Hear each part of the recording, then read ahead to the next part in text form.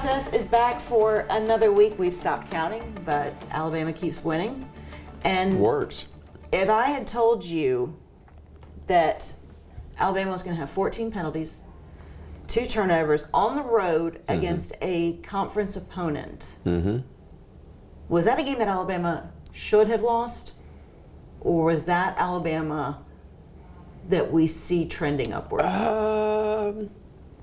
Or a little bit of everything all rolled into one. First of all, I said, we had the crew that worked our game at Tennessee last year. Okay. And I don't know if it was or it not. Just but felt like it. Similarities.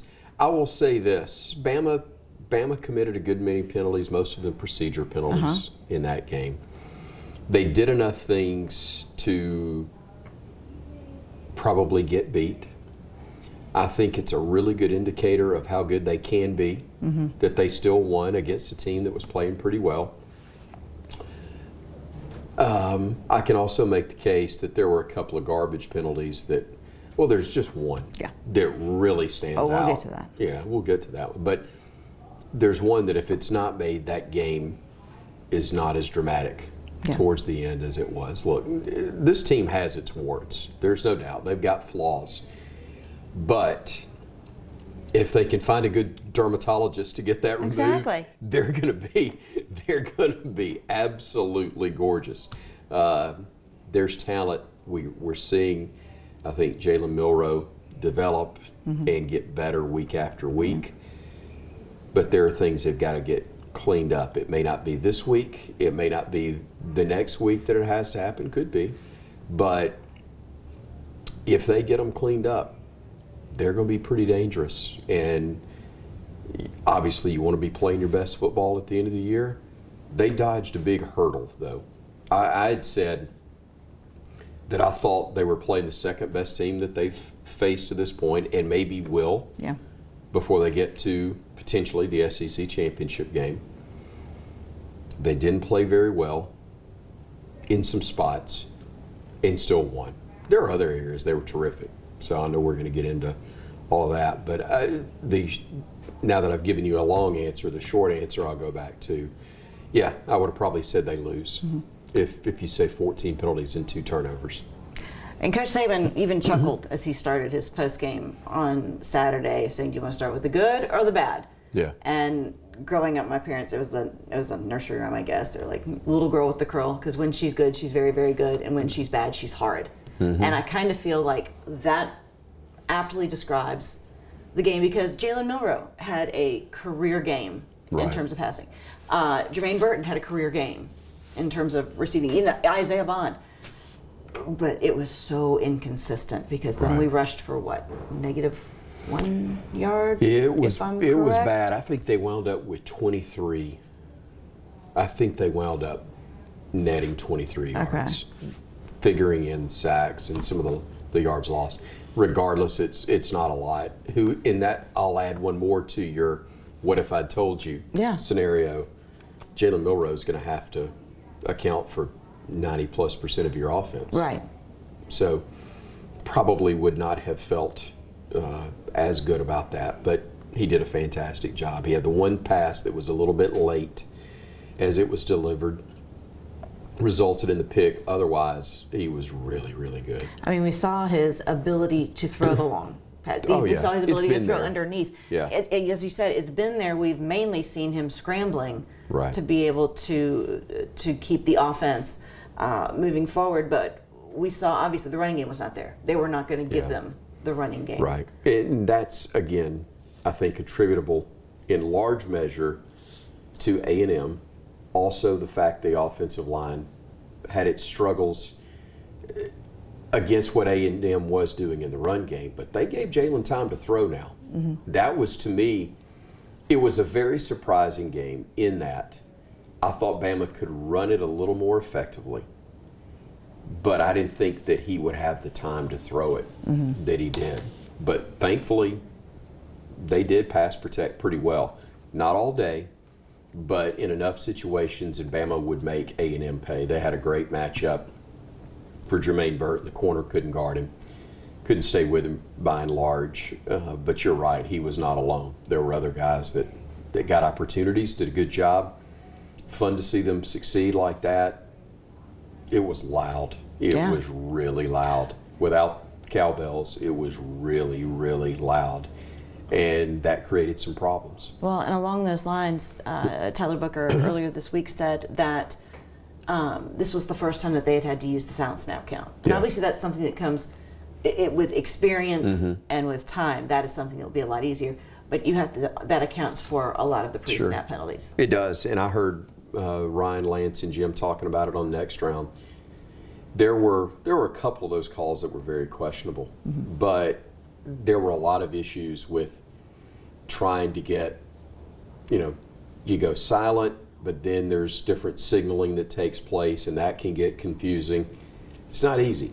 That's part of why they encourage the crowd to be as loud as they are, and that's why they do feel like, understandably so, truly the 12th man, which is their mantra. But that was, it was a great environment. It made it very tough.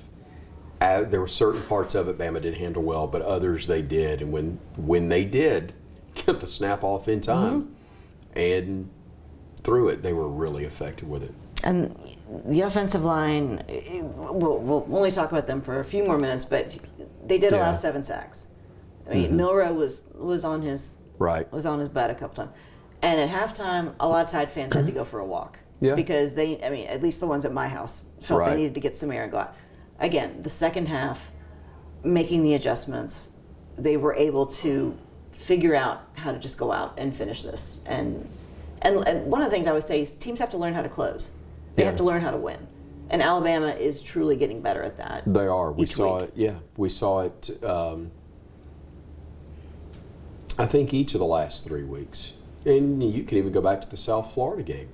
That really helped turn things with the way they finished that game. I think it helped their confidence going forward, even though they've, they were down to Ole Miss at the half, 7-6, something like that, and then came back and played so well in the second, solid against Mississippi State when they ended the first half in a big way, and then obviously what transpired with the second half performance in College Station. I think they're growing up. I think they're learning. There are things that obviously have to be fixed because there's still 3-4 teams that can, in the regular season, can get them. And I'm not going to say Arkansas can't. Arkansas's played competitively. They just haven't finished. They haven't been able to get it done. But Alabama goes and lays an egg against the Razorbacks. That's going to be a long day, and it's going to be a weird day anyway. I mean, got an 11 o'clock kick. Yeah. Not the worst thing in the world. But for the fans, everybody, okay, here's another gripe. They got homecoming. So parade starts at 7 a.m. People that are involved in the parade have to line up at 4:45. It's like the Macy's Thanksgiving Day. 4:45 line up to get ready for the parade. You may as well just come. They can't lean on the network a little bit heavier to be like, listen, we got homecoming. Look, I know you were in television a long time. We know it works. He who writes the check rules the world. Exactly. He or she, I'll be fair, who writes the check rules the world. And TV's writing the checks. Yep. But they don't use any common sense on stuff. There ought to be a window that the league puts in and go, all right, this has been designated homecoming.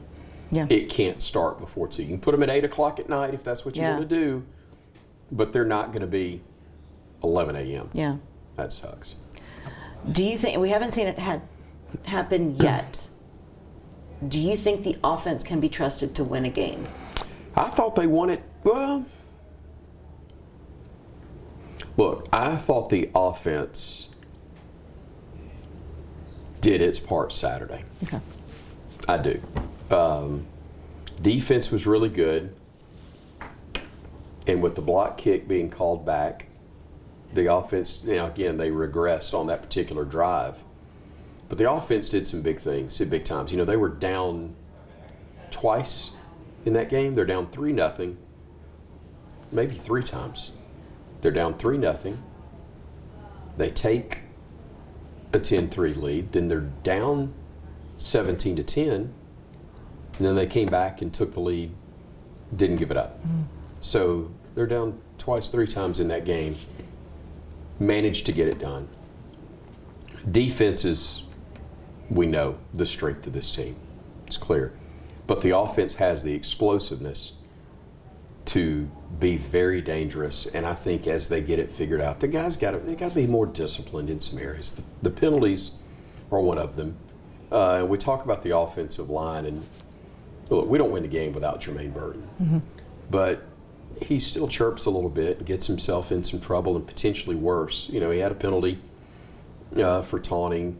I don't think he was the only one involved on that particular play. Somebody for A&M, I think, was also, but you know, there's too much energy being wasted on the dramatic stuff, and I'm being the old guy, get off my lawn on that. But it's as Coach talks about, it's one thing to celebrate with your team. It's another thing to bring attention to yourself. And when you are getting involved in something verbally with the other side, it's the same as drawing attention to yourself. And it can hurt you in a big way.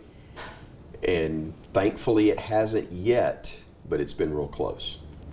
The defense limited the Aggies to a season low of 67 yards rushing, 14 completed passes. And really, I think one of the big things that you have to give credit to the defense is after Malachi's injury, the adjustments that they made, it was seamless. And not to say that we didn't miss Malachi, because anytime he's on the field, obviously the defense is better. But they were able to overcome that and play as steady as they ever did. Well, Terry and Arnold has to go from the corner to the star, I think, is the way that worked, taking Malachi's spot. Trey Amos now becomes the corner, taking Terrian's spot. So when you've got moving pieces, that can cause some problems. And if you've got question marks, somebody can make you pay. Thankfully, it didn't in a big way, especially in the second half. They were really good, adjusted well. To be who they can be, you got to have him back. Yeah. But they did a really nice job. And if you're going to plan to get into this later, we'll bring it. Come on. Oh wait, no. James Burnham. Yeah. You know, I don't know the status as you and I are talking today of what his status is going to be this week. A hamstring issue, wasn't it, with him? I never heard officially hamstring. Okay. I said that on the air because that's what it looked like in terms of how he was coming off the field. He was healthy enough he could still hold on placements, but he's become one of the most dangerous punters in the country. Without question. Not just the length of the punts, but placement on shorter field situations. I'm going to give him Australia as well. He is indeed. I think he's just as dangerous. There? Yeah. Okay, yeah. So we're going to say both hemispheres. Yeah. I guess that's right. I don't know. I was a C student in mass communications at an NAIA school. That sounds good. He is a vital part of that team, just like Will Riker. Right. And obviously Will showed his versatility in stepping in, and you didn't lose. You lose a little bit distance-wise, but he was more than serviceable in that punting role where every possession and every kick mattered. So, but getting Burnett back is going to be huge going forward and getting him back at full speed. So we'll see how that plays out. I mean, Caleb Downs, the interception, as Coach said, it changed the momentum of the game, because I think most of us, when we were watching, we saw Jalen get picked. You know, you're thinking, God, it was there. Tyler called it on the broadcast. Tyler called the play, had the setup. The throw was just a little late. And then just right back, Downs gets it. You're like, we're right back in this game. Yeah. It truly did change the momentum of the game. Yeah, and he got burned a couple of times early in the year. He looked like a freshman, made a couple of freshman mistakes, but now he truly looks like a freshman All-American and is playing at a high level. Fun to see him grow and develop. And he's why that secondary is as tough as it is. And I say that not like he's the only one, but he was maybe the weak link because of the lack of experience. His ability to step up and learn and be as good as he is has made sure that there are no real weak links where that's concerned. So throwing the ball is going to be tough on Alabama the rest of the way. The other I think, in terms of momentum and just the excitement was Braswell's on the blocked field goal. Yeah. First he gets that big old paw up there, and then he gets it. Bounces it to himself accidentally. Was that a horse poop call? Yeah. Or okay. Yeah. It because it strips him of a touchdown. That mean there you go. Well, it's behind the play. Mm-hmm. It wasn't a vicious hit. No, it was a blindside. Blindside, but he shielded the guy. And I'll go back to something else that next round guy said, and it was Ryan, who I do agree with. Of course, it's easy for me to say that I agree because it would have benefited Alabama. He goes, yeah, it's behind the play, but it's only about 10 to 15 yards behind the play, and it's a guy carrying the football that's not used to carrying the football. Exactly, yeah. If he drops it, the guy that's chasing has got a chance to be involved in the play. He got his head in front, so it wasn't a clip. It wasn't a vicious hit at all. He bumped him, and he's even peeling back, but he did. Incidental almost. It was. I thought it was a good play because he did those two things that aren't easy to do. Get your head in front, and also don't do anything excessive. The guy fell, but he just stumbled almost. Right. It wasn't like he got clocked. We've seen Dallas Turner hit. He can hit. Oh, yeah. I think the official saw something out of the corner of his eye and called, as I've heard officials say, commit the cardinal sin. Called what he thought he saw rather than what he did see. Now, you can certainly make the argument, just don't give him an opportunity to make a call in that situation. But that could have been the deciding play of the game. Bama's up 2 scores at that point. It's pretty much done. Instead, still life. Bama goes backwards on offense. Bad snap on that punt, or they decide to rush. That changes completely. But thankfully it didn't. Bama found a way to escape. And you mentioned, we're talking about Will Reichard coming in, obviously. It almost seemed seamless when he came in and punted on Saturday. He has yet to miss this year. 1 point shy of the SEC record of 480 points. This was something that years ago was one of the true weaknesses on the Alabama football team. Everybody was crying. We need to sign somebody. We need a scholarship player. And you look at the difference in a guy like Will Reichard. The thing is, though, and I don't disagree with what you're saying, but those guys that we're all talking about that did, for the most part, kick, were scholarship guys who were among. Adam Griffith was one of the best kickers in the country, may have been the most sought-after guy, and Adam is thought of because, unfortunately, the kick six happened, which wasn't his fault. 50-plus yards didn't go through. It's a tough thing. There are a lot of guys who were 5 stars for whatever the highest rating can be for a kicker, because they don't give 5 stars to kickers, I guess. But there have been a bunch of them, and they've come through Alabama, and for whatever reason, it is a meaningful kick that doesn't go, and you get labeled. But that's part of what that position part brings. of the job. Yeah. You're only as good as your last one, and you could make 50 in a row, but you miss the one with the game on the line, then you're labeled the bad kicker, choke, whatever you want to say. Flip side, you can miss 3 in a game, but you kick the game winner 3, you're the hero, man. You're buying a drink at Innisfree that night. There's a fine line between GOAT and hero. There is a fine line indeed, and it's all based on what they did the previous kick. And now we look ahead to Arkansas coming to town, and I have to imagine that as a coach, you are coaching against letting this be a letdown, because seemingly this is a game that they should win. Yeah. They're coming home. It's homecoming. But, I mean, the crazy thing about this team is, could they lose to Arkansas? Yes. Yeah. Could they go on to win the SEC championship? Yes. Mm-hmm. This is a team with a lot of chaos that at times you see all the potential, and other times you're like, we may not get out of this game. Well, but it's to me, so much further along than it was. Yes, they continue a month trending. ago. Yeah, they continue trending.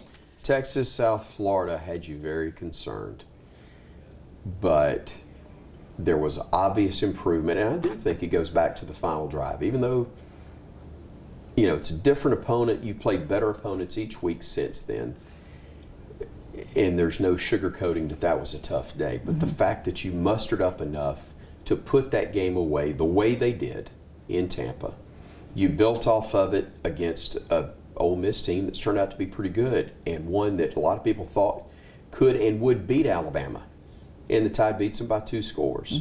You do what you should do against Mississippi State, and then you win a very tough game that many people, most, were probably saying would be Texas A&M. But Bama gets it done on a day when they didn't play their best. That, to me, it's not like they had to play over their heads. And if this had been a game where A&M had committed 14 penalties and Bama barely wins, then I think you're very concerned. It's like Nick Saban said. This team is able to fix the things that need to be fixed. As I said, he has a chance to be a really good team of this 2023. They've got to fix those things in order to be that. But those things are fixable. Those are correctable mistakes. It's not as if you don't have a guy it's not like you don't have a quarterback. It's not like you don't have a playmaker at receiver. It's not like you don't have multiple weapons at wideout. It's not like you don't have a good running back or multiple running backs. It's not like you don't have a defense and you're going to have to outscore. No, you got all those things. You got all the pieces there to truly be a great team if you'll get out of your own way. And the penalties aside, Bama's done a better job of that, I think, each week. And you can tell that Alabama is trending upward because you hear less of the national media. The sky is falling. You hear a lot less chatter about Alabama because once again, they've righted it, and they are back on track. But you know what's funny? They can't control that narrative anymore, and I say they, not that I feel like it's a conspiracy, but they can't say that right now, but what they can do is refuse to vote them higher than they do in the AP poll. I'm not talking about the coaches or the what will ultimately be almost said the BCS, what will ultimately be the playoff voting. But in the AP poll, we're not going to bash them anymore, but we're not going to vote them any higher. No. So they're still in the same spot. But that's okay because Nick Saban says he doesn't look at standings or rankings or polls, so it shouldn't bother him. He doesn't. Miss Terry does, though. Oh, okay, so she can pass it along, didn't they? I'd be surprised, but I know he's aware of it because I'm sure that inside the building he's not thrilled. And he will save that for certain conversations. It's not going to be something he worries about with the team unless he needs to play that card. This is where that card maybe gets played. You're sitting here thinking that Arkansas doesn't matter. They already don't respect you. You win a game like that on the road against what we know is a good team. They'd have put, he said, dang good well, they would have put A&M in the top 5 if they beat us. But we beat A&M at their place, and we don't move. No, I was going to say because we've beaten Ole Miss, Mississippi State, A&M. Yeah. And so, yet here you are standing. And that's okay. I still think all that sorts itself out by the time we get to the voting that matters. But it's interesting to watch right now. Well, there's still a lot of teams that will have to play each other within the top 10. Correct. That will end up with a 1 loss. And if Alabama continues with just the 1 loss, is that good enough to get them into the college football playoff? If they still only have 1 loss outside of the SEC championship game, which means you won the league title, you've beaten top-ranked Georgia, likely top-ranked Georgia. Anything can happen. I know they played great last weekend. It looked like Georgia again, but again, I think that's as much Kentucky showing that they're still Kentucky as it is Georgia showing they're still Georgia. So, you beat you went out and you beat Georgia in the SEC championship game. There is no way Alabama's not in the playoff. Well, Zero chance they're not in the playoff. I think the league in general is just not getting a great deal of respect this year. Maybe, it's true. Maybe deservedly so. I totally agree. Didn't do anything to deserve it. But we talked about TV ruling the world. TV is not going to let a one-loss SEC champion Alabama miss the college football playoff. Won't happen. They may decide they're only going to put one SEC team in, but they'll keep Georgia out. Here's just my opinion. Okay. If Bama beats them in the SEC championship game, there's no way that they put, if they don't put both in, there's no way they keep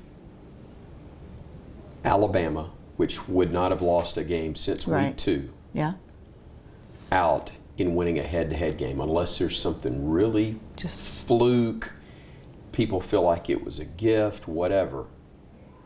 That's the only way that Georgia gets in over Alabama if they both have one loss, and Georgia's loss is to Alabama in the title game.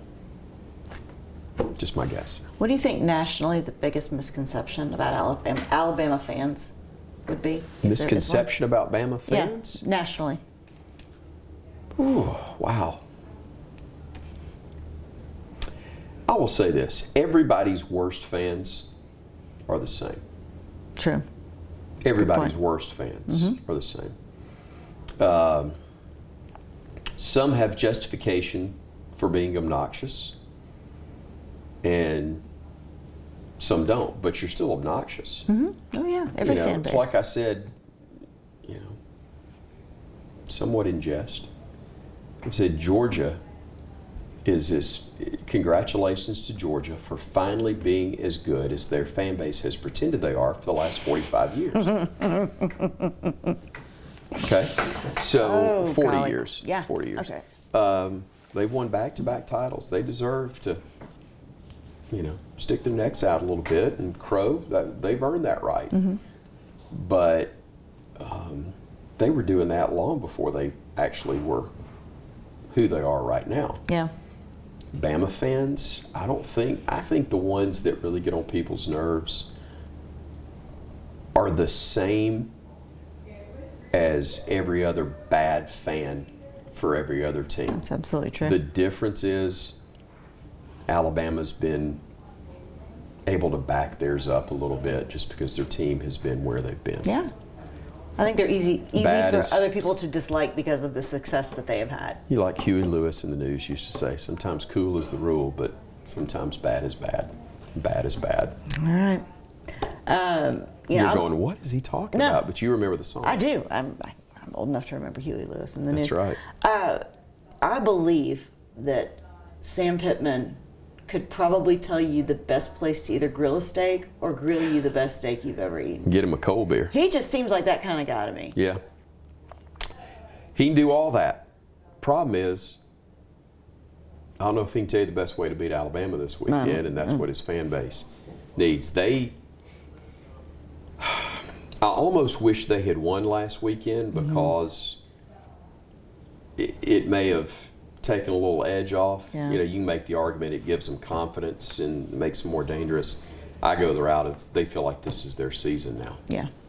Beat Alabama and it completely flips things. The role of the spoiler. It is. It is. Yeah. And look, if you do win, there's no reason you can't win the rest of your games in your mind if you're the Razorbacks. But this is a big deal for them. But that's, I think, for most teams when they come to Tuscaloosa, particularly when they come to Tuscaloosa. You're right. It is their opportunity, if nothing else, than to shut the obnoxious fans up that they may be sitting next to. KJ Jefferson gives you a chance to win every time. He's really good. He's a heck of a football player. Can they stop what's an improving Alabama offense? That will factor into it very, very heavily. And Bama can't turn it over 3 times and commit another 14 penalties and think they're going to escape for a second straight week. They've got to be better. They've got to be more sound in that regard. And I think they will. But that's how Arkansas wins. Bama, I say this all the time about, can you avoid being your worst on a day when you're playing a team that's good enough to beat you? And the example I use on that was the year Lane Kiffin in Tennessee came to Tuscaloosa. Mm-hmm. Bama played about as bad as they could play that day. That was a great Alabama team, very talented, but they played the team, when Bama was off, they played a team that still wasn't capable of beating them when they were that bad. You play the wrong team on a day that you're at your worst or down, and it gets you beat. You've had that already with Texas, who is really, really good and an eyelash away from being undefeated themselves. So, what I love listening to, I love listening to the radio.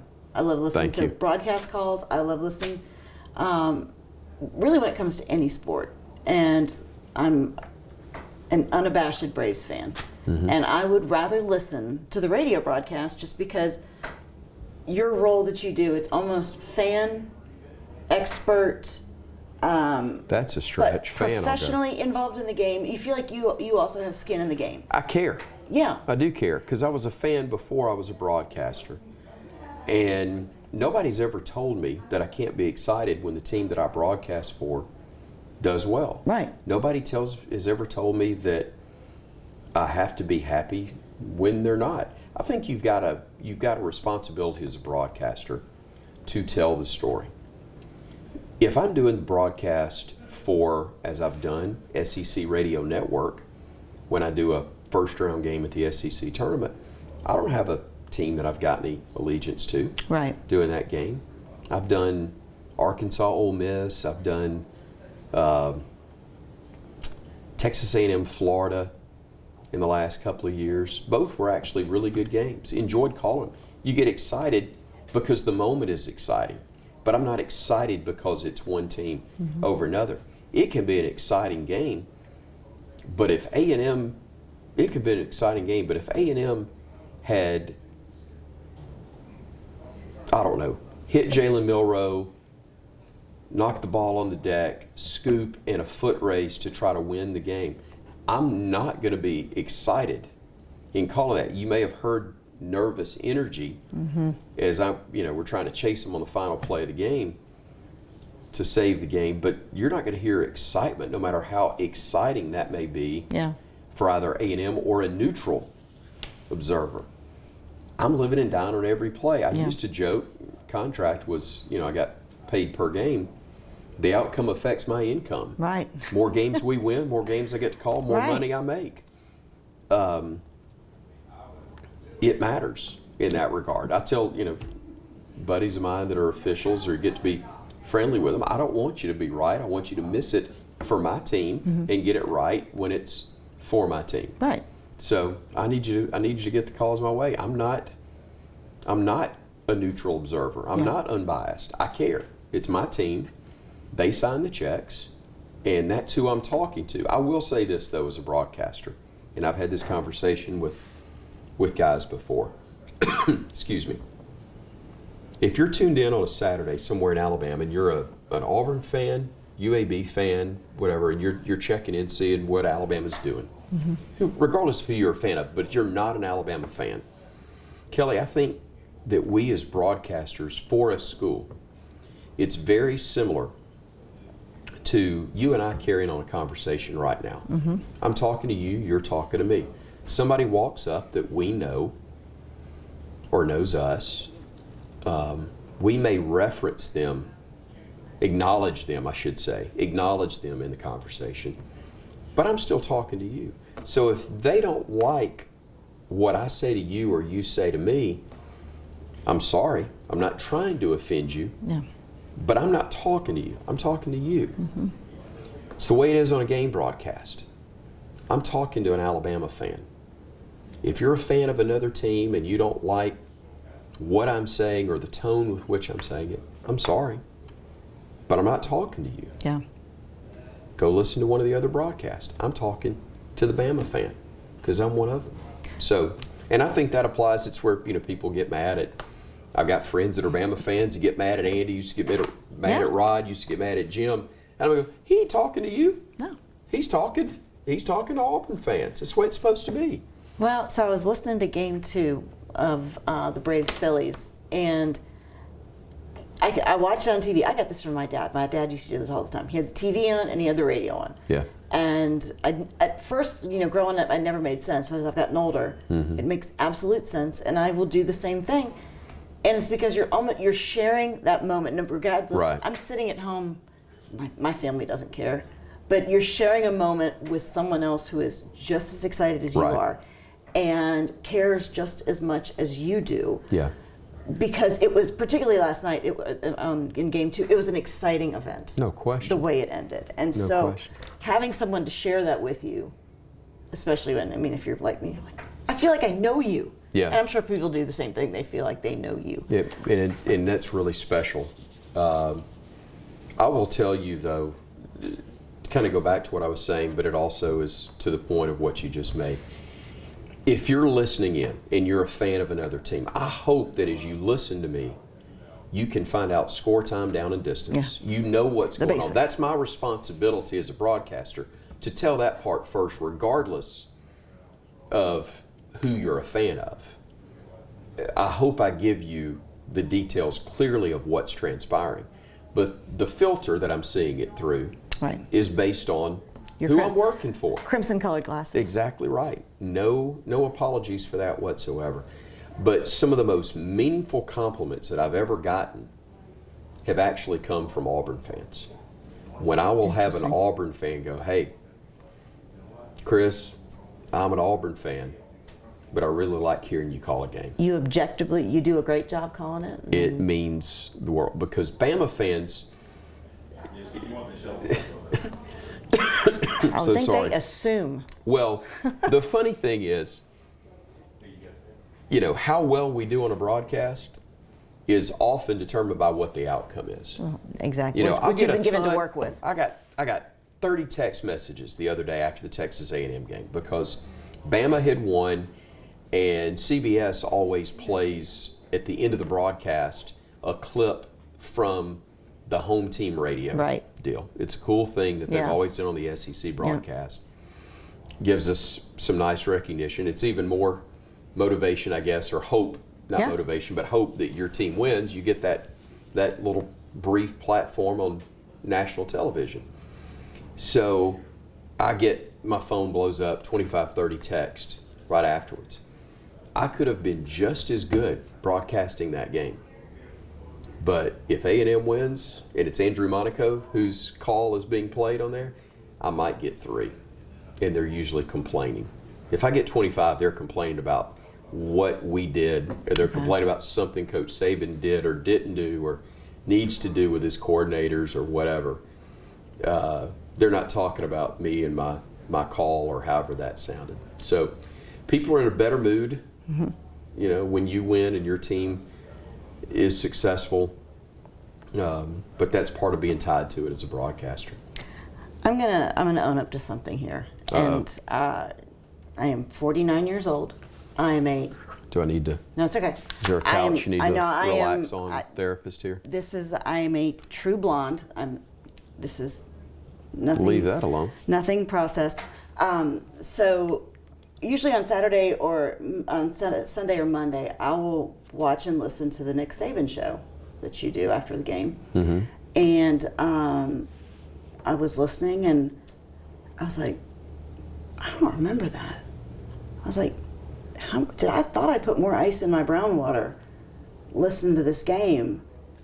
I get all the way through, and it was last year's game that I listened to. Because you're saying Jalen. You're talking about the quarterback, Jalen, who played in the Texas A&M game. And I listened to the whole thing until you gave the final score. And I was like, that was not this year's game. You found an old I listened to an TV old show? Nick Saban show that you did. Wow. And you convinced me. 49. You were so blind. convincing in that you did a hell of a job. Blonde. Yeah. Yep. Okay. I'm just It's all, yeah, I mean, that's Brown- 49 plus blonde equals. Brown water ice. I'm making notes on all this. Yeah. Okay. Good deal.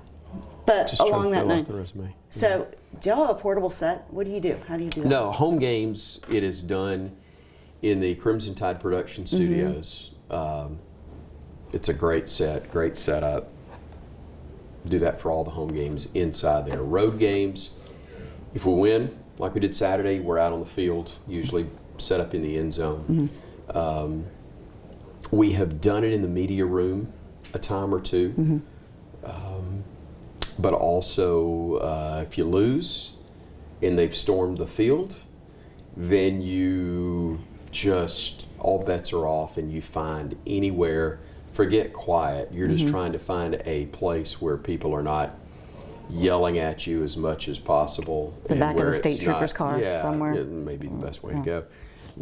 We've done them some interesting spots, hallways, and trying to get out of the way because the locker rooms on the road are always small, so you can't do that. And I can imagine how much fun that is with possibly a disgruntled Coach Saban trying to get this done because you have to do it after the game. Yes, and he wants to get back on the plane even after a win. Oh, I have no doubt that even after a win, he's ready to get on the plane, get out of there, get back to work. He is a man that makes every minute in the day count. He does indeed, but on the road it's different because he wants to be back. Home games, he can be a little reflective on the TV show. Yeah. It's the last thing he has to do. He's already talked to the team, recruits, all of that stuff. We're about the last thing that he has to do before he goes back to the locker room, changes, and goes home. But he on those road games, boy, it is quick. Efficiency. Quick as you can possibly be. So this weekend we have an 11 o'clock kickoff. We do indeed. With Arkansas coming to town. If you had to throw a score out there, how would you? I'm spitballing 35-17. Okay, I think that's respectable. Yeah, I've not probably shouldn't go 35. That would imply all the points come from touchdowns and extra points. Oh, I liked it. That's Maybe a 38. 17, yeah. At least one field goal. Those are easy numbers for me to kind of add into and say, oh yeah, I could say we get there. It's when you factor in like the twos and the safeties and those things that I start reviewing all of my notes. 49 blind, brown water and ice. 38-17. Okay. I know. I don't know what these mean, but it gave me something to do.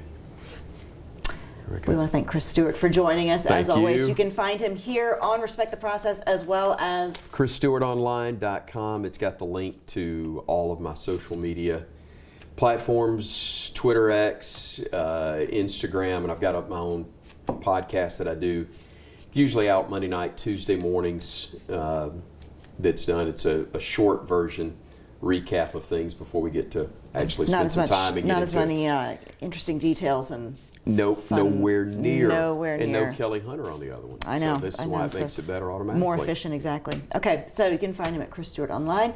You can find us here at Disrupt the Media as well as Respect the Process. We are easy to find. We're in and around the Metro Birmingham area as well. So. Yeah, that's right. Throw stuff at us when you see us in public. But you will hear me singing Roll Tide. Always good to see everybody. Come back next week for more Respect the Process. I'm Kelly Hunter. Chris Stewart, thanks for seeing us.